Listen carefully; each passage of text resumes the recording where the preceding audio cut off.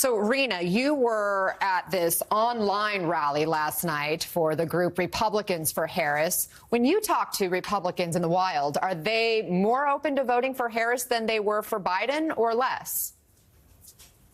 Well, we had an incredible turnout last night. Something like 70,000 people joined to hear from me and many others who have been longtime Republicans, particularly those in elected office, former members of Congress, as well as former Lieutenant Governor of Georgia, Jeff Duncan. And what we're looking at right now is a situation where we know the work is there. That it is still an uphill battle to appeal to the hearts and minds of Republicans. And what I did last night was try to talk to them very simply, practically about being a small government conservative. I'm somebody that never wanted the government in my backyard, my bank account, or my bedroom, and certainly not the medical exam room. And that is what I think still works in this era. Women will be the defining demographic of this election, like it or not. So let me speak to the women for a minute when I say this, Anna.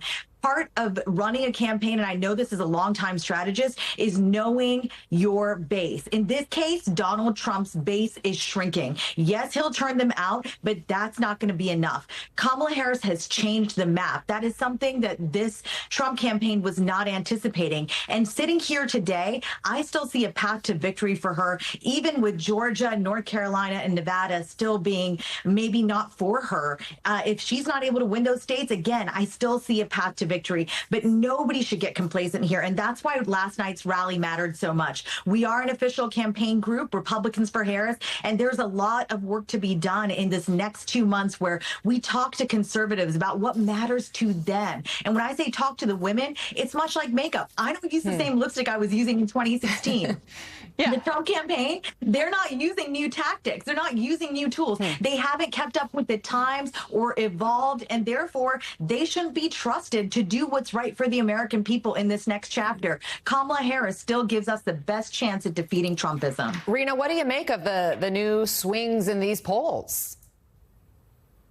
I'm still wary of the polls, to be honest. Like I said, I think it's good. It's good. A good look. It's good news for the Harris-Walz campaign. But at the end of the day, I know how many undecided voters are out there. I know exactly what so many moderate Republicans are even thinking about her, thinking that they gave the Biden-Harris administration a shot in these past 4 years, and maybe they want to go back to Trump, but maybe they just want to stay home. And that the latter is actually more likely for those folks. So I want to turn those people out, because this remains our last greatest shot at getting rid of Trump once and for all. And we can get back to a party of ideas and some talk about what solutions work from the right. But we can't do that until we extinguish the flame of Trumpism. And we can't do that if we get too comfortable with this new polling. Jim, you've said that voters see Kamala Harris as the change candidate in this election. So how does she thread the needle of leaning into that change factor while also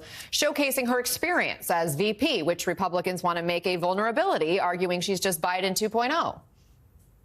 By getting out there and having the conversations that Rena's talking about. I totally agree with her that the math has changed here.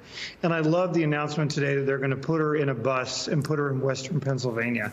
Anna, that's exactly what they should be doing right now. Get her with the people, have her talk about these issues, have her go straight at the economic contrast. She's going to give a speech in North Carolina on Friday and talk more about her economic theory of the case here. And I think that's exactly what she ought to do. People forget that people in North Carolina get their ballots in 3 weeks. Like, we are in campaign season here, and the fact that both she and Trump are going to North Carolina this week shows you how this map has expanded since President Biden got out of the race. Jim, we keep hearing Trump talk about crowd size at rallies, even suggesting the pictures from Harris rallies have been AI generated. Senator Bernie Sanders suggests that this isn't just about ego, that it's part of a much bigger strategy, saying, quote, if you can convince your supporters that thousands of people who attended a televised rally do not exist, it will not be hard to convince them that the election returns in Pennsylvania, Michigan, and elsewhere are fake and fraudulent. Jim, is that how you see it? Absolutely, that's how I see it. He's trying to set up this whole thing that he didn't actually lose, that the system was against him, which, as you and I know, is absolutely crazy. But I hope he doesn't listen to Nikki Haley, because Nikki Haley had it exactly right on that clip you played, Anna. These swing voters just want both candidates to look at them and talk about what they're going to do in the future. And every day Donald Trump's rambling about crowd sizes and all this other stuff, he is losing voters to Kamala Harris.